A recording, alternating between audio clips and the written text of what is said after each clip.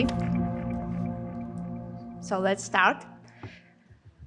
My name is Daryna. I'm lead level designer and game economy designer in Room 8 Studio, outsourced based in Kyiv, Ukraine. Working in outsource gave me a lot of experience. During last year, I was involved in more than 20 different projects. There were,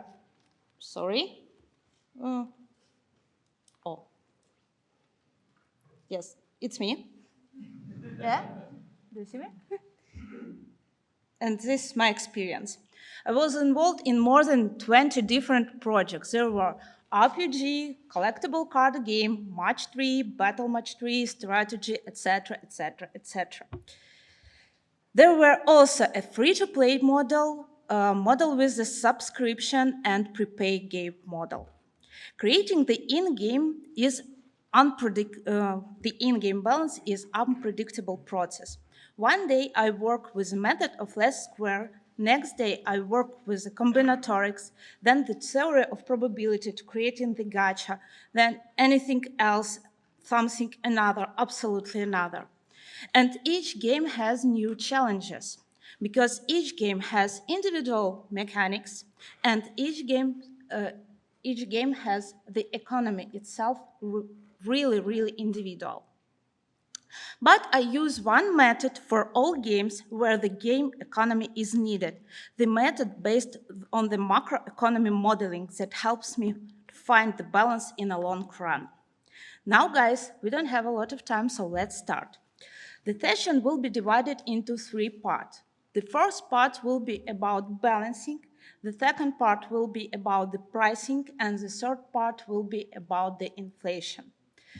Let's start with the basic knowledge. No, it's not me? Oh, yeah. In macroeconomy, everything is in balance. Look at this slide.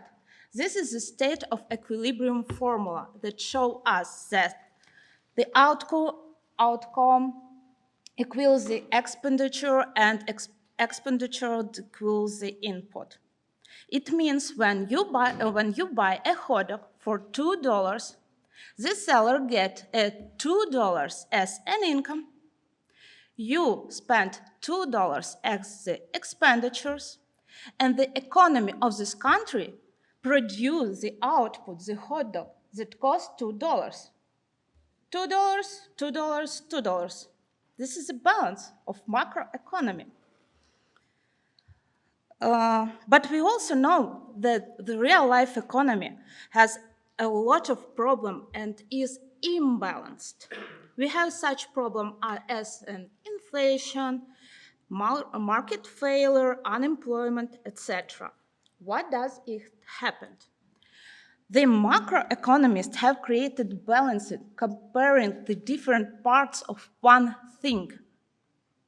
We compare the different part of one hot dog that costs $2. We use money as the universal measure of value. Money was created to simplify the trading process for us and to compare the things that are not designed to be compared on the regular basis. Also, we don't take into consideration things like shadow economy or the human factor. Macroeconomy excludes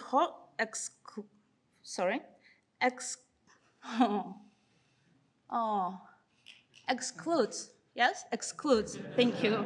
Sorry, my English is absolutely not my native language, and I think that you know this, yeah.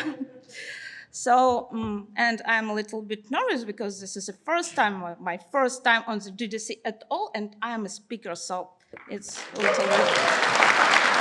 Thank you very much. So I'll better read, yes? Read. I will read this.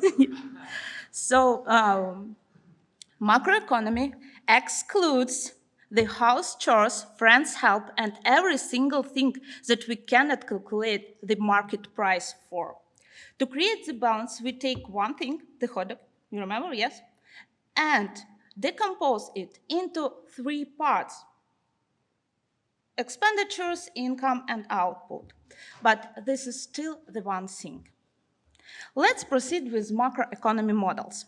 Science are based on the things that can be counted. We can count everything in our games, and I will not believe that you can count anything in your game because it's your game. You know everything in your game.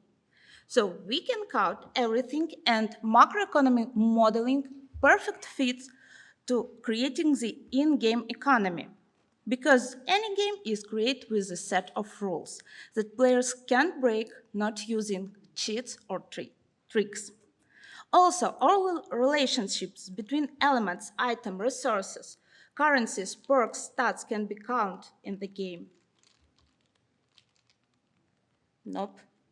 I will have today problem with the slides. So one of the basic methods of macroeconomic modeling is aggregation.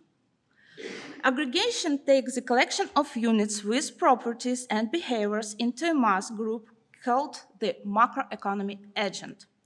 For example, all people here that gathered for GDC can be divided into three parts. The audience is here to get the knowledge, creating the demand for this knowledge. The speakers are here and creating the supply that I'm doing right now. Not so good as I want, but the speakers are here to create the knowledge. And hosts, they play the role of the government and organize everything here. Based on this information, we can build a macroeconomic model of our relationships.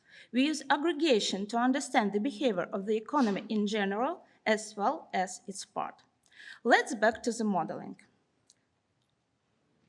On this slide, you can see the three-sector economy.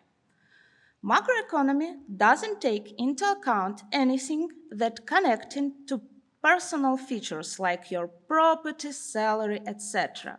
You can be a teacher in a private school broke bump or a CEO of multinational corp.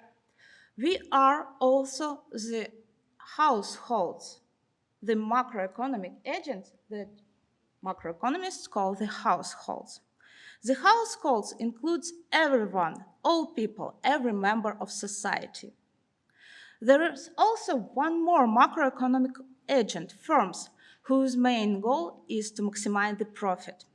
Macroeconomy states that there are no difference between Apple and Microsoft, or for instance, McDonald's and a hot dog cart. All firms create the product using the household resources, labor force, and the capital, sell the product on the market, gain the profit, distribute profit, the same behavior for every firm. There also is such thing as a government that sets the rules for any type of activities and provides social benefits. In my example of GDC aggregation, I'm the household because I invite few speeches. I'm also the firm. I create the product. I share my knowledge. And also I can be a host in the future, not in this year, but in the future. Every one of us can be a speaker, an audience, or a host. There is, sorry.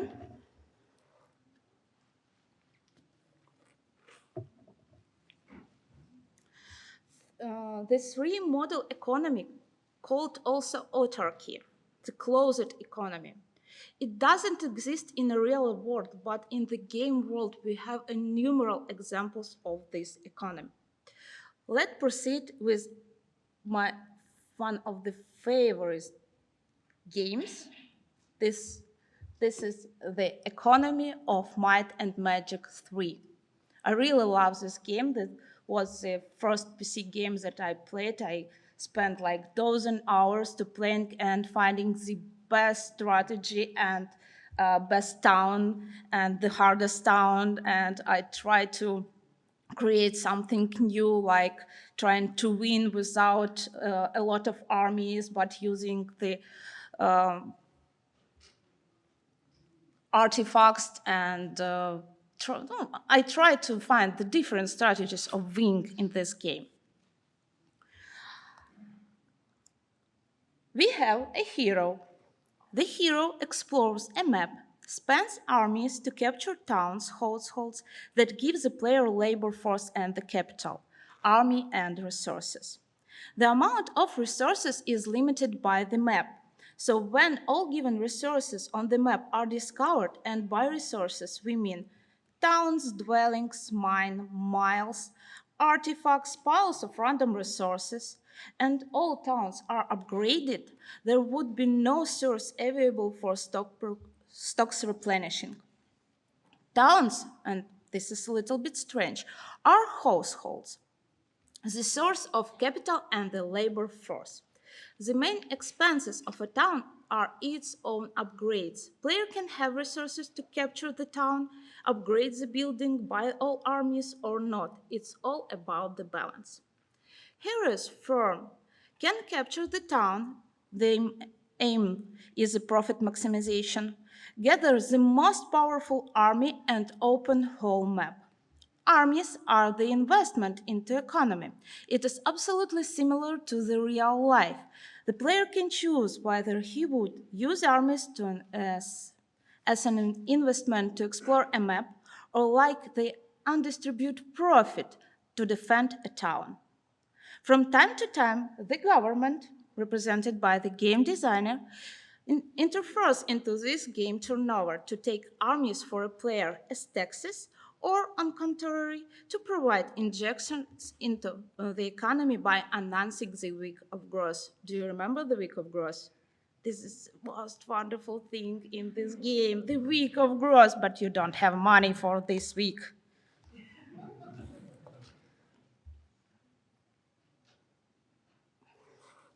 Also, we can say that the core loop of the game looks like uh,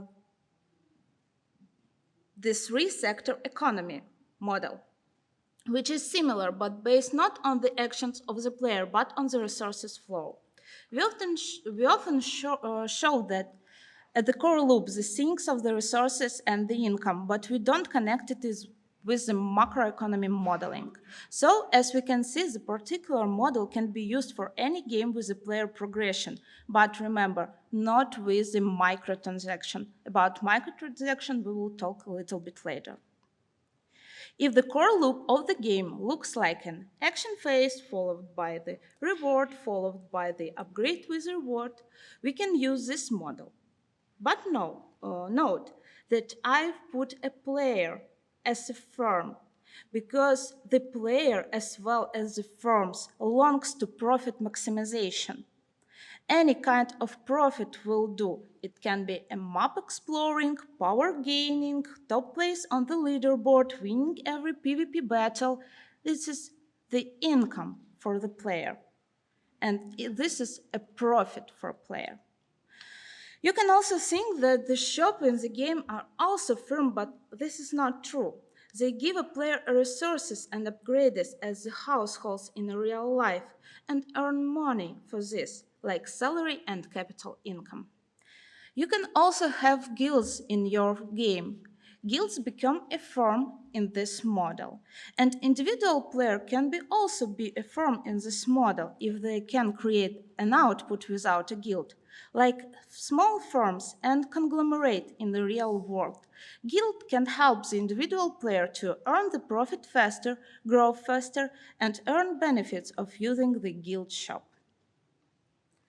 Since the turnover model fits this economy, we can use formulas that describe the indicators of the three-sector economy to build the game's economy model.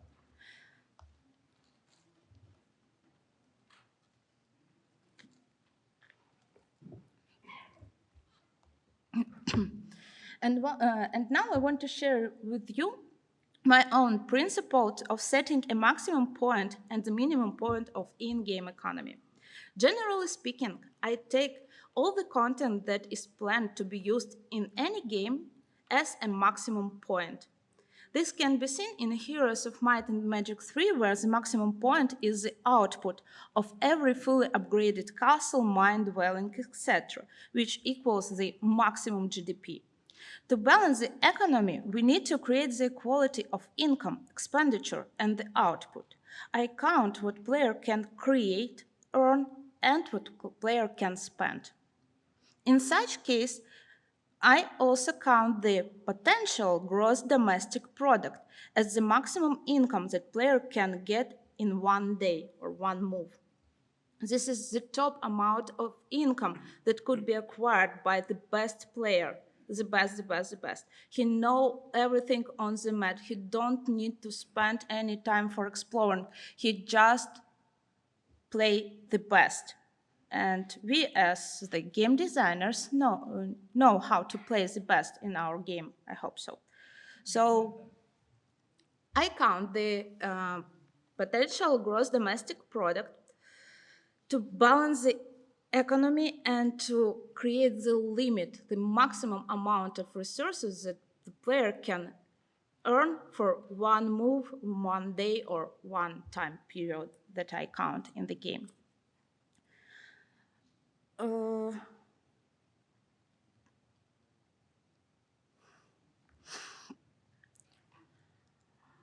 At the start of the game, all the player-owned, all resources are considered at the minimum GDP. Knowing of this point, the maximum GDP is the minimum GDP and the potential gross domestic product of each specific period of time, I can create the curve that show me the maximum income of the player.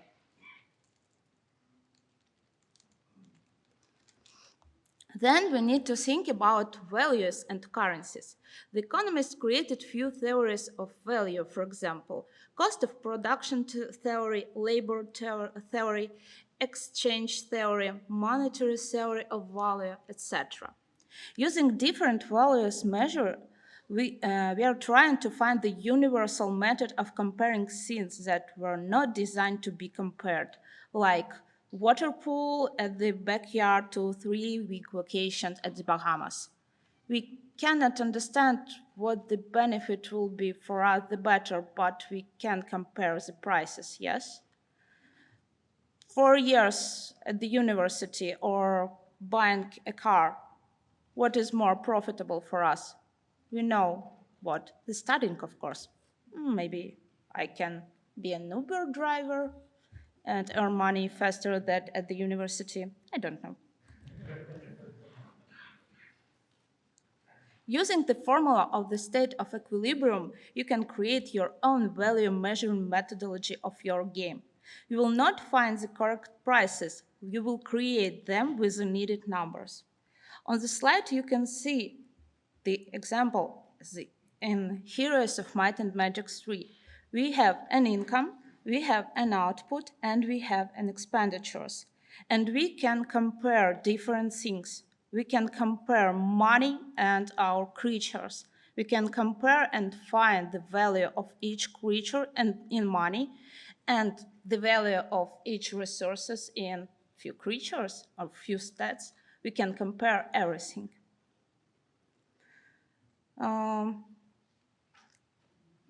In Heroes of Might and Magic 3, the balance was also instrumented by the level design.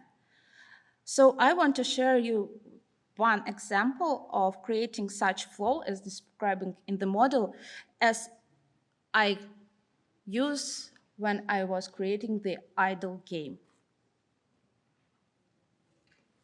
The main character runs along the streets and 5 waves of enemies, beating which our hero gets soft currency and resources. At the end of the street, there is a boss, and when the main character wins the boss fight, he goes to the next street in the city or to the next city. There is also a shop where player can upgrade the ability of the main character's health, damage per second, health recovery per second. You have just 3 abilities. He can also buy an equipment and choose up to 3 sidekicks that can help him beat the enemy faster, pass level faster, and earn profit faster. So the shop is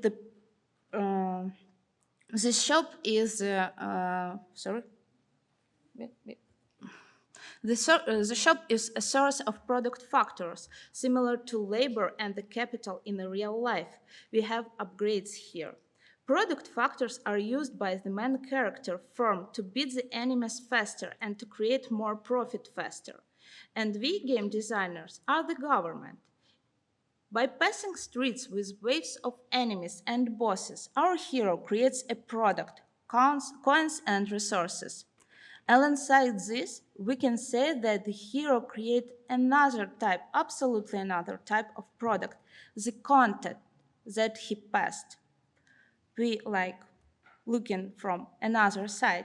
We have a content, and when our player pass content, he like creating this content for him, discovering new streets, discovering new bosses, etc.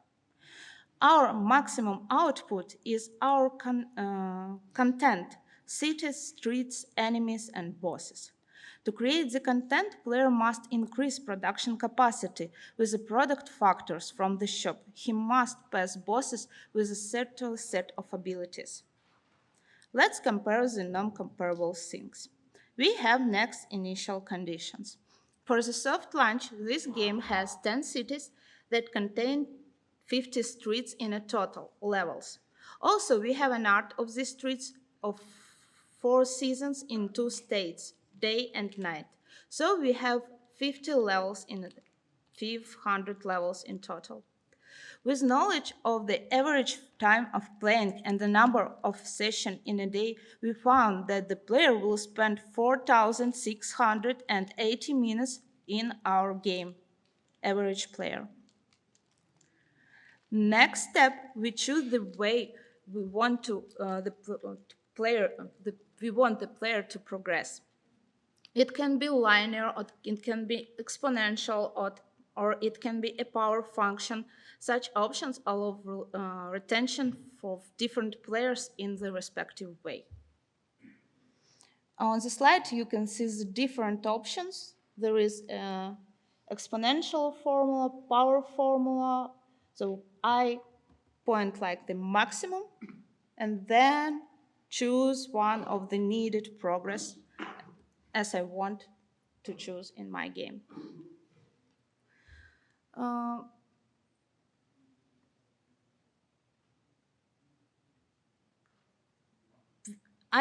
in such way, I found the first relationship between content and the time.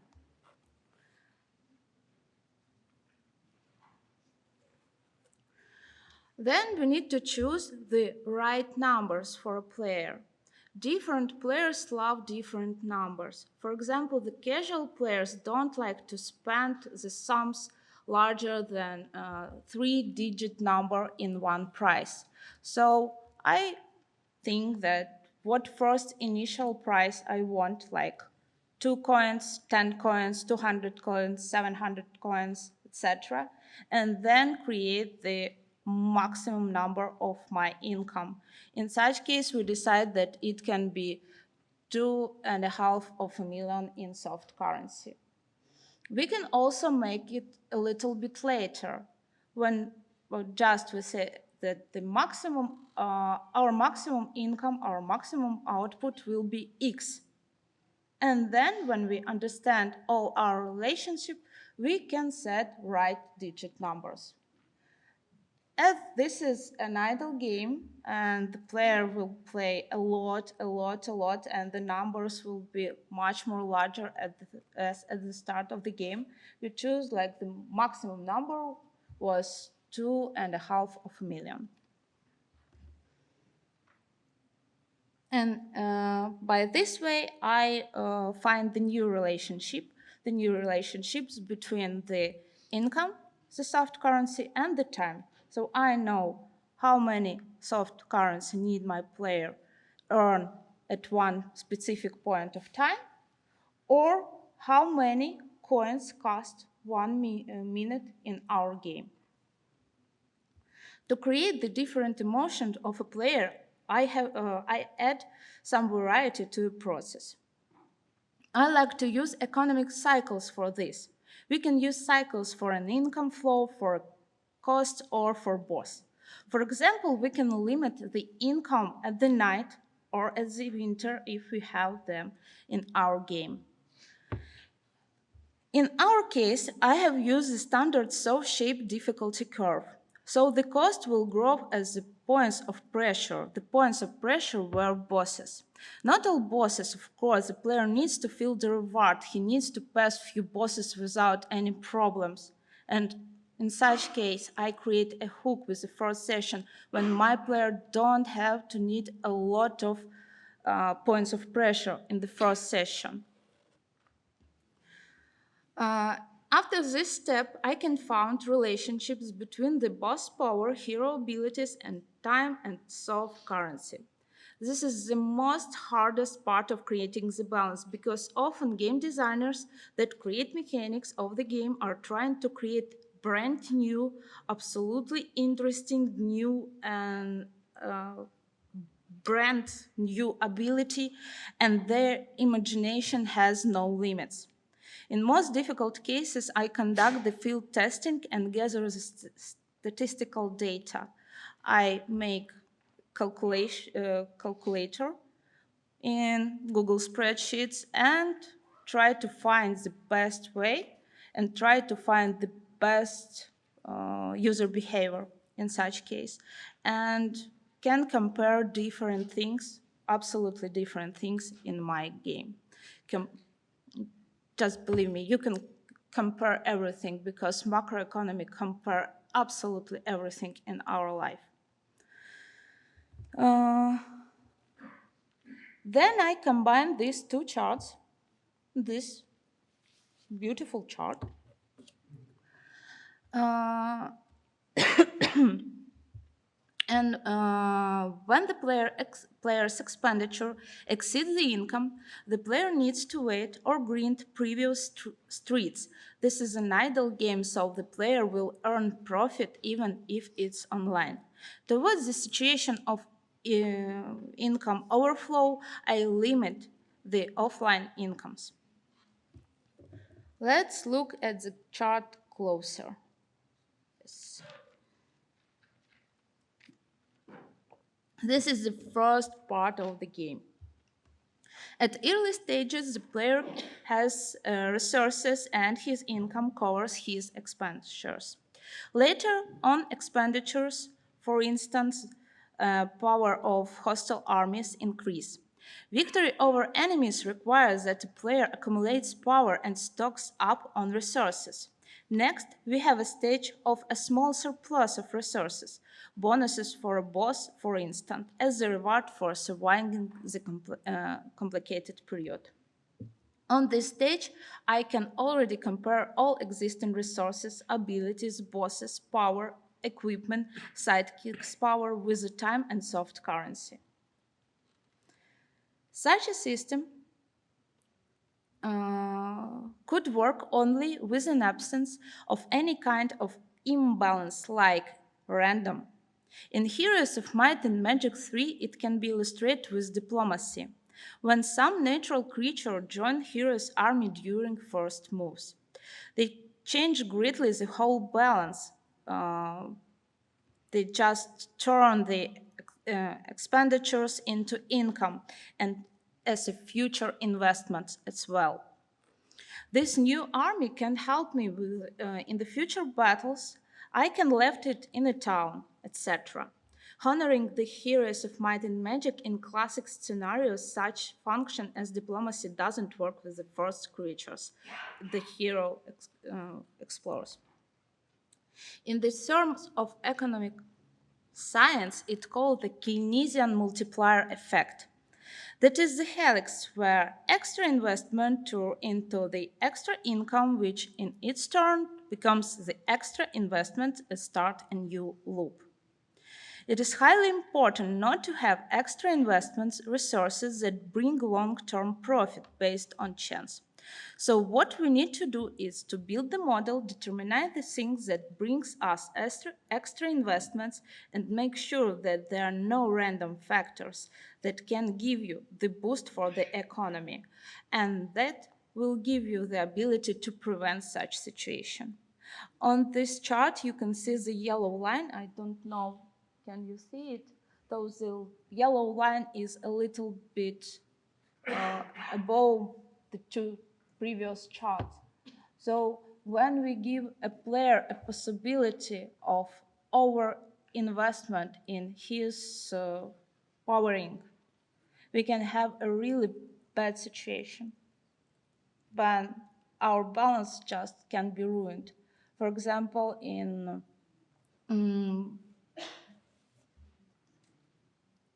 and I forget. No, don't worry. It's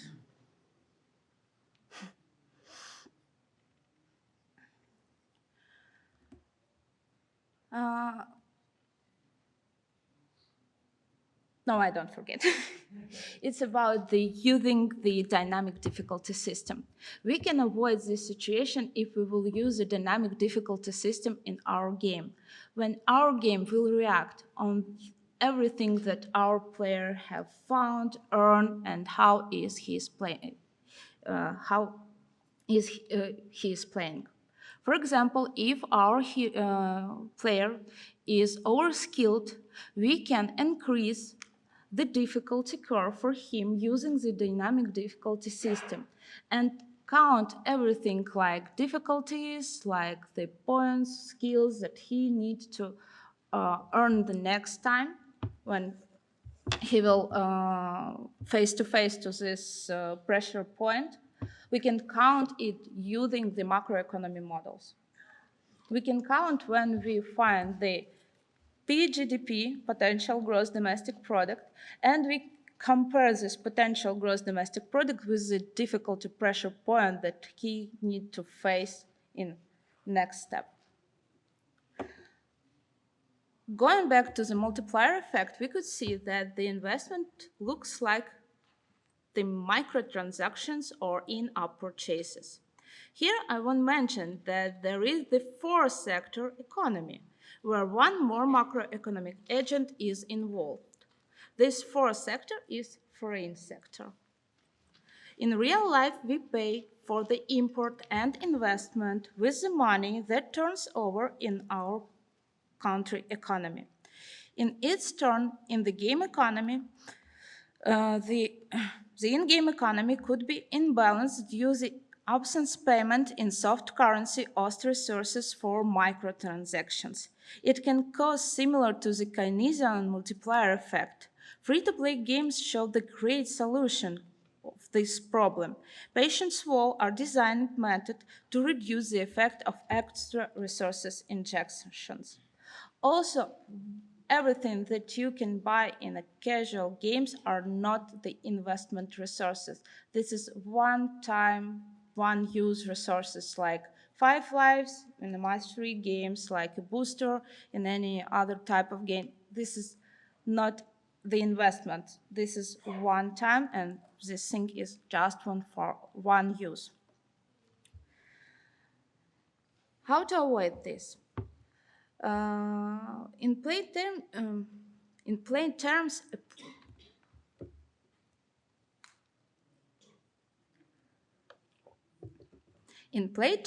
a player who plays simply gets to the fifth level faster than the player who doesn't, but both face the same challenges when they are on that level.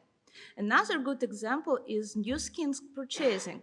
All they do the changing the picture, not the balance. You can also create the continuous need of resources spending like for agent trade activity taxes. One more way to create the balance is to base it on competition, where the Keynesian effect is itself the basic of economy. This yellow line, I count it like the maximum PGDP. The PGDP that each player can earn only when it will pay the money by the in-app purchases. And when I create such economy, I don't think about such problem as Keynesian multiplier effect. I think about the problem that non-paying paying users don't like my game. My favorite game method is the dynamic balanced game dynamic balanced difficulty system, because here is the in-game economy is balanced with itself, basing on the first sector economy and the formulas we have discussed earlier. In this case, prices vary in the shop, which is not so popular among the game developers. Now let's continue with the second part of my speech, the pricing itself. The first point of our discussion is the in-game pricing. When the prices in the shop are fixed, we put the price according to the value measuring methodology. On the other hand, when our prices are not fixed, we face two options. First, prices in the shop grow with each purchase, which is similar to the previous case with fixed price. We take general expenditures and use the formula of compound interest. We count the initial price and its growing interest. The second option is linked to the dynamic balance difficulty system. We use the equation of exchange. Please look at the slide at the down part. Um, you can see the formula, the equation of exchange, where M is the total nominal amount of money supply in the economy, P is the price level, and Q is the index of real expenditures. When the prices will be much more bigger than we need, so we need to decrease the number of money that is in our economy. And on another side, if we have a lot of money in our economy, we need to increase prices, and it will balance our game, and our games will stand in the balanced state later and later. Using the game language, we can put it this way. We take the player monies acquired during the game and count the prices based on the amount of money. In my experience, this method merges well with the economic cycles. The creation of maximum profit by the player is similar to the overheated economy, where the shop increased prices like the household increased the desired salary on the labor force market. Also, the number of goods offered in the shop is set to the minimum because the overheated economy doesn't have such a thing as unemployment. So far, we have discussed pricing itself, the game currency. But what about the real money? Theoretical economist has three pricing methods. First, cost plus the profit margin. Second, skimming, also known as cherry picking. And third is following the leader pricing. Our first method, cost plus profit margin, is not so used in game dev or any other intellectual property production because the increase of the production volume would not create extra costs. Our second method, cherry picking or price for the premium product, is mainly used at the latest stage with the highest possible price established because the player will purchase anyway. In my experience, it shows that the most popular on the market is the third option, follow the leader. But it fails sometimes. The recent A/B test that we have uh, showed us that the dumping was the best strategy. We had such option as $1 or $2 per minimum pack of soft currency, and all competitors had it at the level of $2. In our case, we have, after our A/B testing, we had an average revenue per paying user was larger with $2 pack. However, overall number of purchases was lower as well as purchases of more expensive packs. So, in such case, dumping helped us. But right now, really, we think just about the rates, about average revenue per user, average revenue per payment user, and it really can be absolutely different if we try some another type of pricing like dumping. Let's move to the last part of my session, it's inflation. Nowadays in economy we have two main problems. Inflation and unemployment. The in-game economy hasn't avoided inflation as well. One of the brightest examples is an MMO game segment where users play for ages and earn billions of currency. The never-ending process of killing NPCs becomes the source of a player income, generating tons of the in-game currencies. And while in real life money emission is controlled by the government, game economy processes are controlled by the game designer. If the game designer didn't use any redenomination process, didn't care about the new content that can eat the currency overflow, or left the inflation by itself, the inflation because the problems. For example, in few games, there's still a problem that new players who just start to play the game find at the first game that they're producing like 1 coin in a few hours, but at the auctions they cannot buy anything for this 1 coin.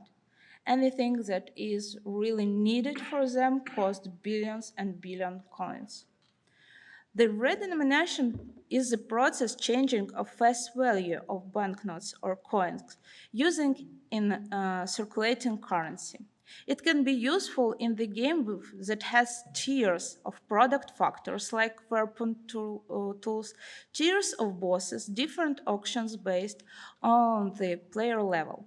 In such case, we can use the second or third type of the currency for different players, like one silver coin will cost 1,000 bronze coins. One gold coin will cost 1,000 silver coins. And we create the balance based on the tiers with counting potential domestic product as the standard income of standard player. He plays always and got the best.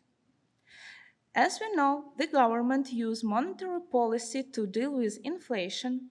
Whether in the world of games there are analog tools. Few of them are called money sinks, which are some kind of mechanisms that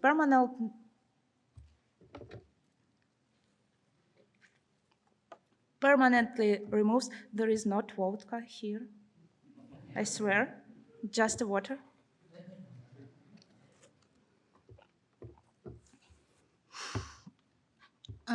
Few of them we called money sinks, which is some kind of mechanism that permanently removes money from the player economy.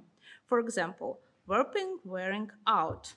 Diablo, Fallout use this mechanism. A lot of surviving games use this mechanism, and you create a new tool, like hit few times a rock and the tool is broke.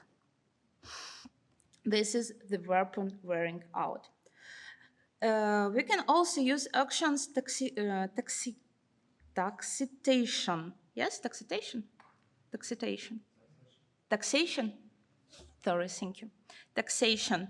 EVE Online, Albion Online, Escape for Tarkov use this method when you need to pay some money to put your goods on the auction. Also, you can use the premium goods, the rent. For example, Life is Feudal uses this method when you need to pay rent for the territories that you want to use. The payment for setting up guilds like Star Wars Galaxy of Heroes use this method. Guilds monthly contribution, fixed capacity for warehouses and storage. A lot of mobile games use this method like Mobile Strike, Heyday use. My mother playing Heydays for 2 years and she always said that I don't have a free place in my, I don't know what that they have stock, like something like stock. So she said always, I don't have a free place. So we can also use this method. Powering up the equipment with the chance of breaking, it's a really cruel method. You know, when you upgrade your rune till 14 level and next 15 level is the last level, but you broke your rune. It's really cruel and player really hates this method, but if you will use right gacha, it will help you. Have you heard about the domestic government loan bonds and foreign exchange reserves? Exchange reserves. They are successfully implemented as the second type of currency in a number of games, for example, EVE Online. Also, we can create the deficit economy where the player has always lack of the resources. It is used often in free-to-play segment, for example, in match 3 games, where the reward is limited with the number of attempts or is given just one time. In soft currency, and the soft currency is always not enough to cover all player needs. The currency doesn't make any Keynesian effect because anything that you can buy for the currency is used one time and don't allow the player to play the better for a long period. This is a conclusion, but I really want to say you thank you, really, really. You are a really warm audience. I want to say that all of you are creating the macroeconomy of your game. All of you, they're not exceptions. If you have any examples of numbers, currencies, there is a macroeconomy of your game. And you can create it balanced because macroeconomy is balanced. And the games help us to understand the problems of government, problems of real life. The games are balanced, super balanced itself, because all of these are numbers. And you can count any numbers and compare absolutely uncomparable things in your game and create the real balanced game. I hope that I share with you some strange information and it really helps you. I really appreciate you that you are so warm audience. So I'm really bad in English. Sorry about this. So,